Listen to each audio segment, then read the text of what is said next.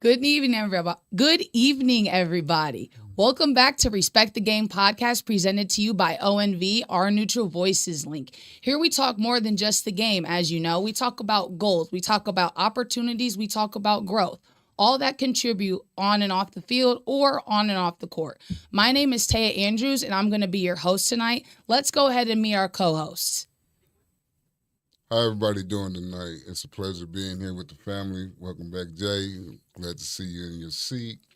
Let's get this going.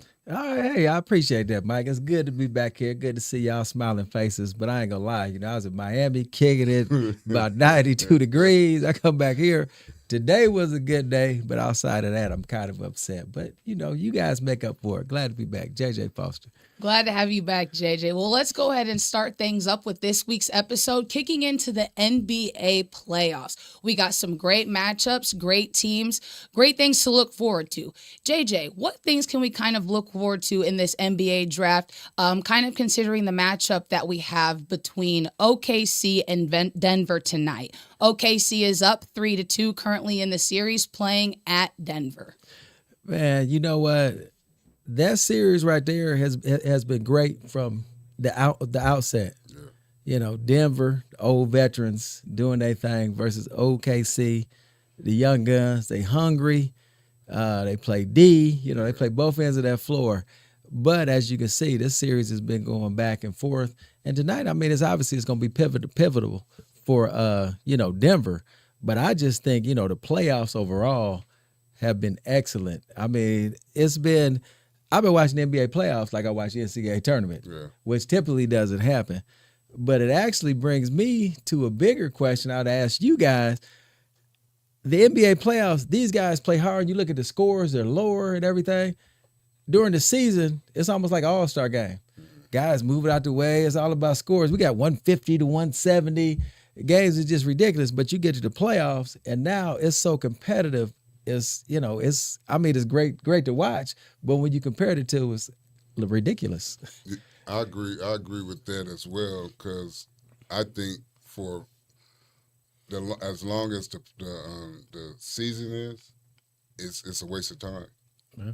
Because they're not out there playing hard. You got everybody trying to save themselves for the playoffs or to be prepared for the next year or whatever. So.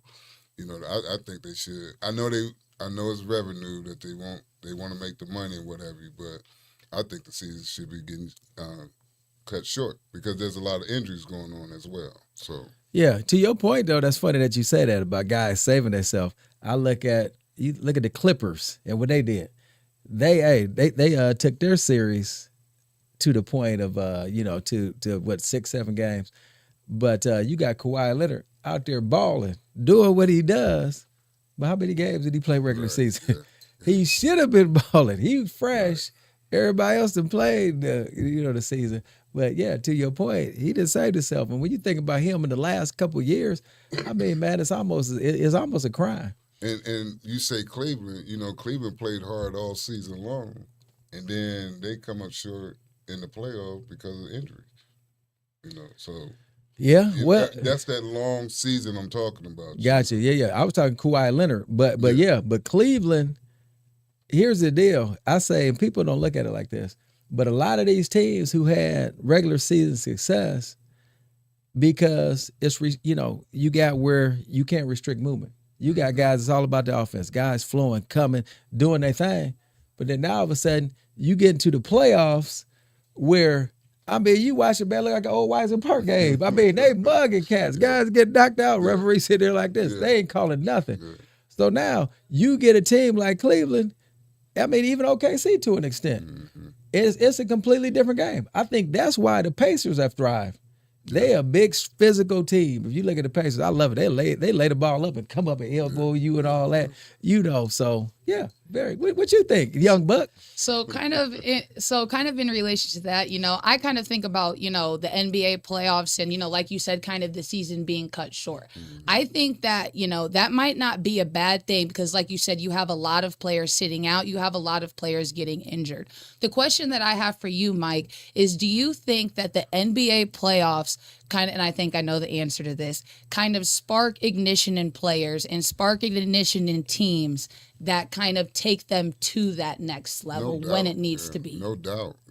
They definitely is preparing themselves for that success.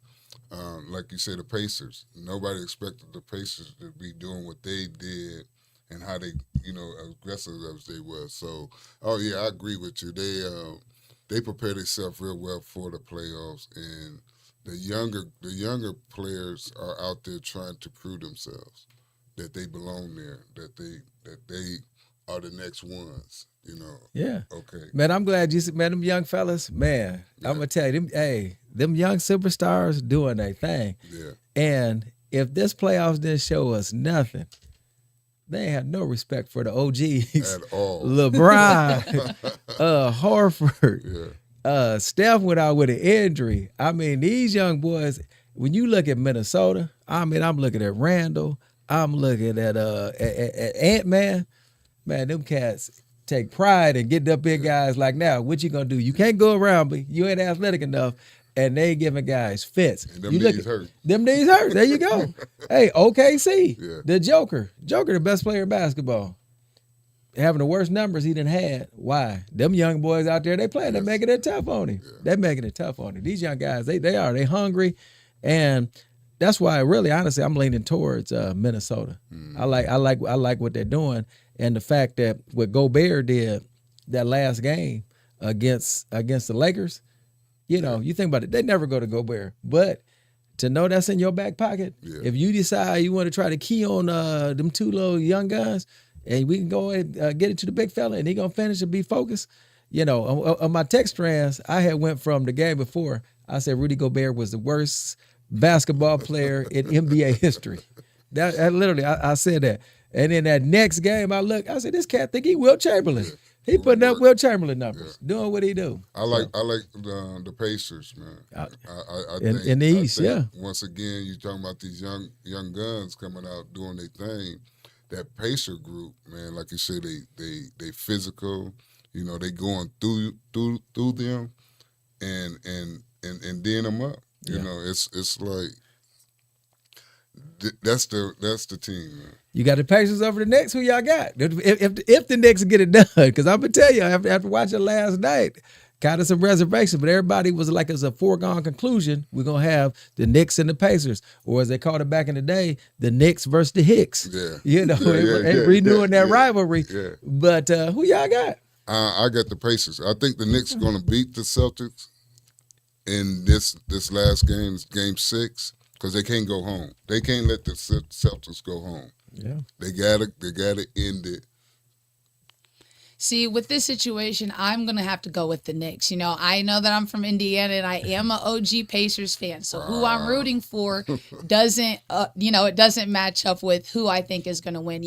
Brunson, he's a dominant force up top, and he's going to be a guy that's going to be hard to stop. And even though they don't have that, that star player that have 2 players on their team, they have other key players that make impactful roles on the team. So I think that's definitely going to help Brunson as well as they face the Knicks. But I'm definitely not counting the Pacers out of this series, and I don't think it's going to be an easy one for them to get out of. Okay, well, hey, if the Knicks handle their business, that Pacers-Knicks series is going to be a heck of a series because everything we just said about the Pacers, being physical, being skilled, that's the Knicks. Them cats, their heart is big as this goddamn studio. Yeah.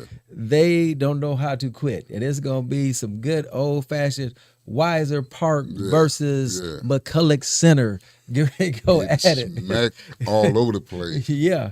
So the Knicks with Bronson, that's the key. He the key. Like what happened last night was, when he went out the game, they was already gonna get beat. Yeah, that was already over with. But it could have been more competitive. Mm-hmm. But as soon as he went out, it was a done deal. So he is the key to their success, and he's what makes him so good. Yeah. So y'all don't get the Celtics no hope, no glimmer, because I saw what I saw last night. Guys stepped up. It's like, okay, one of our favorite guys absolutely, they have to. Hey, the sleeper is White. Oh yeah, but he's not a sleeper though. Think about it. You know what I told guys last night. We could call him a sleeper, but think about it. he got more minutes than Jason Tatum on the Olympic team. So you tell me who the sleeper. Think about that for a minute. Let that sink in. Yeah. There's no hey. It's a reason why. There's a reason. Hey, Yeah, that's all I know. The dude can play. Period. He can, man. And now it's just stepping up. And you saw, Brown went to work. Most assists he done had. So it's like almost like They couldn't wait for Jason to be off. guys relax and do what they do. I'm telling you. Hey, we the big fella, Cornette, where he come from? 7 blocks. He Yeah. playing like, come on, who is this? So they was watching Tatum do his thing the majority of the time. Yeah. And when he went out, they looked at like the Celtics. I mean, you know what happens in them situations when you that good, them guys, you right, okay, Tatum got it, we sit back, we just gonna chill. I don't got to play as hard because we loaded. But when somebody go down, now it's like, hey, everybody got that your whole feeling changed, that desperation feeling.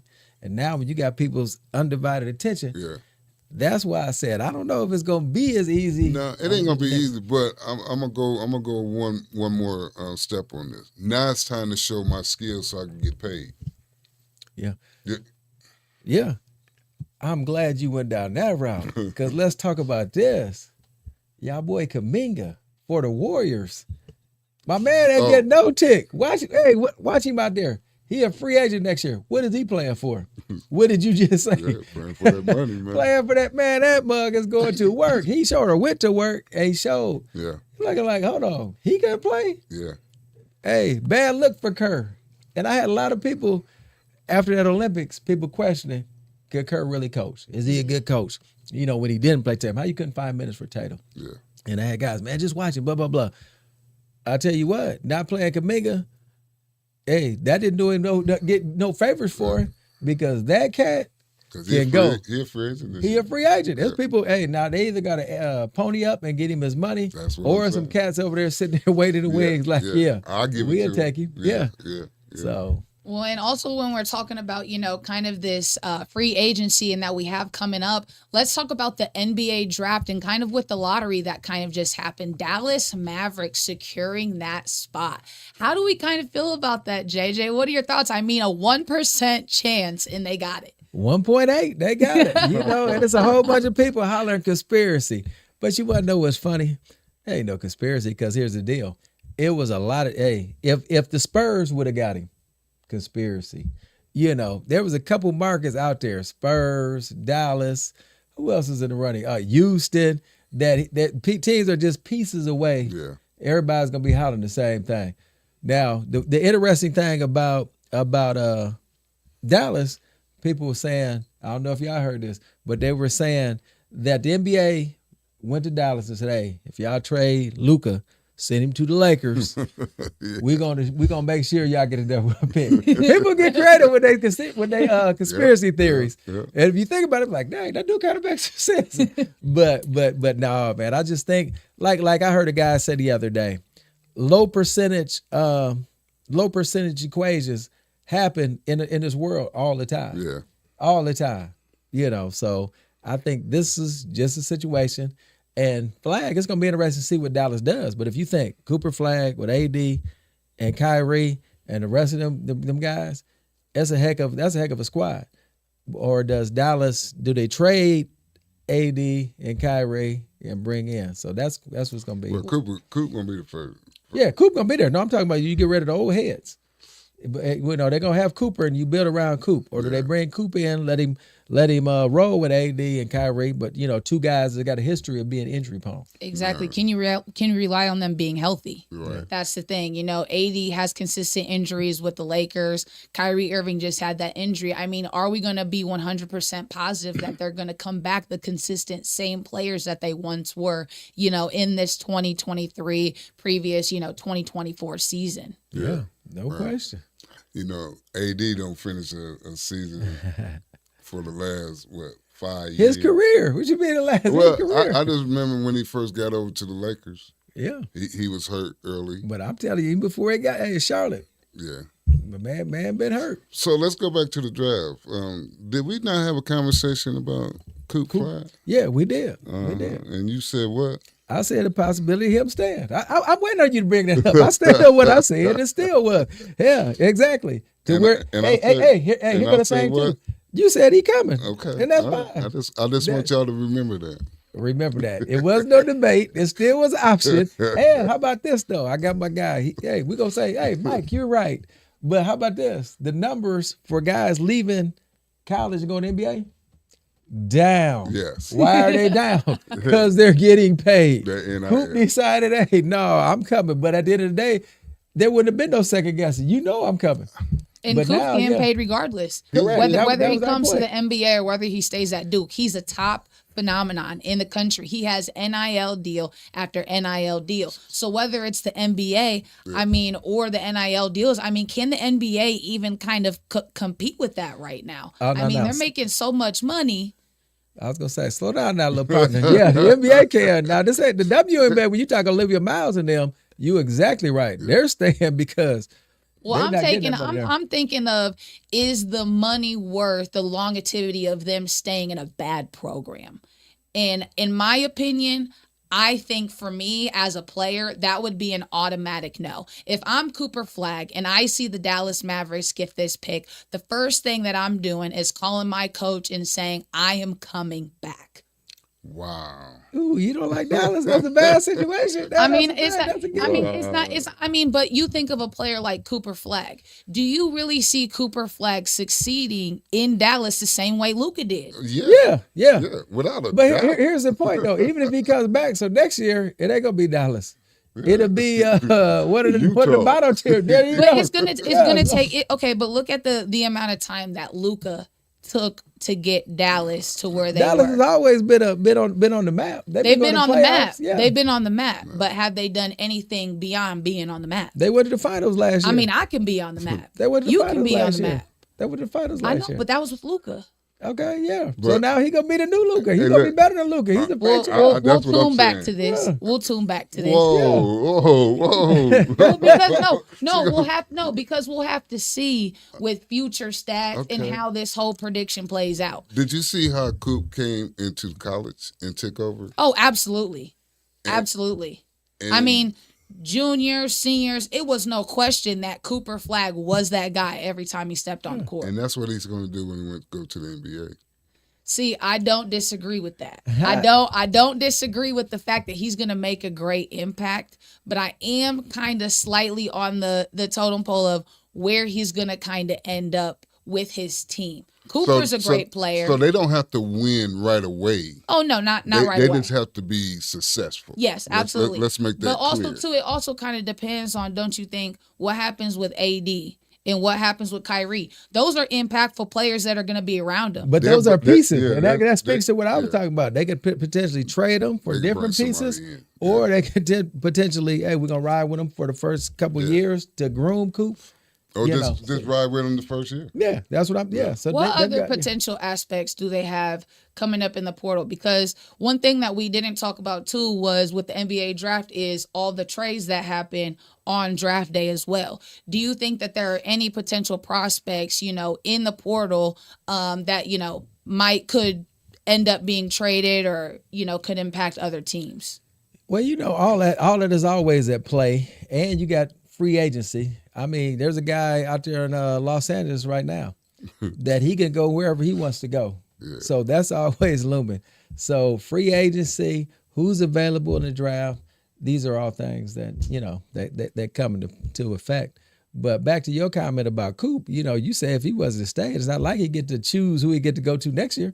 So at the end of the day, either or, I'm telling you, Dallas is a great franchise. Yeah. And again, that's a great situation. It's not often. Think about it. They were in that playing game, so it's not like they was tanking. They were in the playing game. So it's not often that the number one draft pick gets to go to a playoff caliber team. You typically go into the bottom of the barrel. So that's that. And then everything else that you spoke to, that's what I was telling Mike. Because I agree with you. This kid, Cooper, is 18 years old. Just turned 18 during the season. That's what people He was don't get. dominating at 17 like that. Yeah, correct. But when you talk about going to the NBA, and again, I run the tape back. Well, that's what I was telling you. You go to the NBA. The NBA is a business. So you're going to the gym. You leave. Yeah. Guys going home to their families. Everybody going in different directions. College, you go to practice, you come back to the dorms, you kicking it with the fellas. Yeah. It's guys your age. This guy, who girl hang out with, he 18. Yeah. Guys leaving, going with their families, got wife and kids. Guys hitting the bars. This cat can't even get to a bar. So without a good support system in place, it's not at all that it's chalked up to be. Take a look at Kobe Bryant. That's how Kobe got to be cool with Jerry West. Again, he coming in 17, 18 years old. Guys going to hang out. He coming back. He with Jerry West. Right. That's his thing. He put all his time in the gym and stayed focused that way. But those are things that you do have to take into effect. And I like that you kind of mentioned, the teams that were at the bottom of the barrel, right? If Cooper Flagg were to wait, he could potentially end up with a worser team. And kind of leading into that, do you think the NBA draft lottery is fair? Do you think the teams that are at the bottom should get the advantage they should get? Or do you think that maybe some of the teams that might have done better in regular season shouldn't even be in the pick? Well, I'm going to say this. The ones at the bottom, they're doing some bad trades, and they giving up their first-round picks. So that's on them. They're doing the trades, and they're getting these players coming in, and then they don't be successful, thinking that that's going to be the one going to make them go get above on top. Yeah. So I love that you asked that, because that is something that they address every year. Yep. That is something. How do you balance that out? That's how they got the ping pong balls. That's how they do the little percentages. Because to your point, to Mike's point, we can't reward you for tanking or for bad management. Yeah. So no. So I mean, exactly. You get to the end of the year, hey, we tanking for Coop. No. And that's why when you look at somebody like Dallas, you can't say they was tanking. They almost, as people said, they almost messed the situation up by making the playoffs. Yep. Had to think about it. But they fell a little short. And again, that's why their odds were 1.8. And some of the other teams had higher percentages. Hey, it is what it is. Mm-hmm. I've heard things, they talked about having a tournament at the end for the bottom of the barrel teams. Mm-hmm. All that good stuff. It's gonna be something, because I think what the Spurs got a number 2 pick, and you think that's Wemby and all them pieces they got. So that's another team that's gonna be on the come up. Yeah. I think regardless of what system that you have, people are always going to come up with, is it fair? And I think that's kind of something that the NBA is going to kind of have to deal with. But I definitely think, like you said, good point. Looking at the Spurs too, even securing the number 2 pick, a lot of people are, focused right now on the Dallas Mavericks. Wemby, the Spurs have a lot of pieces with this pick. It could make them a dominant force next year. So I'm definitely excited to see. Fox, they got I was going to say, back-to-back Rookie of the Year. Yeah. Absolutely. I'm definitely excited to see what they got going on. And I know we got some Indiana Pacers fans in here tonight. Mm-hmm. I know JJ's been raving about it. So, JJ, kind of going into the Indiana Pacers and kind of like you said about the physicality of this team, do you think the officiating is going to kind of determine the way that Indiana goes into this next, in terms of, do you think the officiating might be a little tougher with the NBA playoffs? No, the officiating, that's what, like I said, teams like Indiana, the Knicks, they're thriving in this playoff format, and or the way that they are calling these games. Mm-hmm. They swallow the whistle. Yeah. And that's what when I look at, Anthony Edwards playing, every time he go, they talk about he missing all these layups. He was everyone he missed. He look at the ref. During regular season, he getting them calls. Mm-hmm. Playoffs and refs looking at you like, what? When you look at the Pacers, you look at the Knicks, them old brute mugs, they going laying it and keeping playing. They ain't thinking about it twice. Like I said, I watched the Pacers. They'll score a layup, and when they run up the floor, they hit their guy. And I'm looking. I mean, and you think about the league, these cats are not used to it. You looked at the Cavs, man. The Cavs look so disoriented and out of it. It looked like a high school team. Like bright lights was going. If you looked at them outside of Mitchell, I mean, the rest of them cats, it was like, man, they look shook. So once again, they was looking so great during the regular season. It was a completely different game, regular season. And with the referees, the Knicks and the Pacers, they gonna love to see that. the referees is going to just sit back and watch. That's old school right there. Yeah. That's old school basketball. So as long as it's going both ways, I have no problem with it. As long as they letting them go at it, and I think to me the players have to adapt to the whistle. And to further my point, though, it's funny because we talk about the Pacers. You think about it, the Pacers, they deep and everybody can score. And they score a whole bunch of points in the regular season. So as I'm watching that, what's the number one knock? Everybody talking about the Pacers. Oh, well, they can score, but they can't guard. Yeah. So now they scoring, and now all of a sudden they guarding, and they upping people. Hey, they give people fits, and they pressing and trapping, and they don't quit. And I'm gonna tell you this on one of my text strands. I called the Pacers. I said that's a team of destiny. Yeah. Think about when they beat the Bucks. The Bucks was up. They was down 7 with 30 something left. Yeah. At 1, and then we saw what they did to Cavs a couple of times. So now I was like, wait a minute, this is becoming the norm. Yeah, this ain't no freak. Yep. Right. This is the norm. Yeah. So the fact that these cats is gonna compete to the end, ain't nobody just giving up. Hey, and Halliburton has stepped his game up, and he's been thriving in them situations. I think it all came down. I think his daddy jump started him when he's gonna whoop Giannis. My man, hey, jump started. They've been going to work ever since. Hey, I've been seeing in Indianapolis, they're going to start framing Halliburton's all over the buildings. That's what I've seen. He's a leg snob. Well, he deserved it. I was gonna say, he deserved it. Hey, you got Halliburton, you got Caitlin Clark. Hey, think about that. Midwest, these cats everything is funnel right there. They hold it down. Yes. And that matchup with Bronson and Halliburton, I think. That being on top. Yeah. Because he at the top of the defense. I don't think they're gonna put Halliburton on Bresson. They're gonna put Newberg or one of the muscle hands. Yeah, they'll go strong guard because they knew Halliburton gonna be sitting because that dang Bresson is nothing nice. I'm looking at the defense, so we'll see. That's what No, absolutely. And I think it's going to be a great matchup from both sides. And, kind of looking at Indiana and, like you said, their physicality, it's great to kind of put them back on the map for us in kind of this NBA Finals, with all the teams, right? They're great teams in this matchup that we have this series. Like you said, from the beginning, I watched this. This is the first NBA Finals that I've watched, more since the NCAA basketball. Yeah. It's been great. It's been great physicality. It's been great strengths. It's been great skills from all teams that have played. Yep. Matter of fact, I got some history for y'all. But to your point, how good these playoffs been. Hey, we got to hurry up and get this podcast done because, Denver is on and OKC about to play. So let's hurry and finish this up. But here go history for y'all. The only team from the merger, ABA to NBA, that hadn't won a championship. The Pacers. Is the Pacers. Yeah. We the last. So it's gonna be interesting. That's what I'm saying. I'm in their corner. Everybody, Denver got the mug off their back. The Spurs and had they run. Everybody. Before we get done, the Knicks got to win. Yep. They haven't won yet. They do. But I'm just saying. I'm saying from the Pacers' point of view. I don't care if the Knicks or the Pacers. We already put that Hicks versus the Knicks. Yeah, so they got to win. 2025 Hicks versus the Knicks, and you see all the old school. That's what I like watching too with the Knicks. Everybody back. You got John Starks, Ewing, Bernard King, all the OGs. They out. They man. Looking old.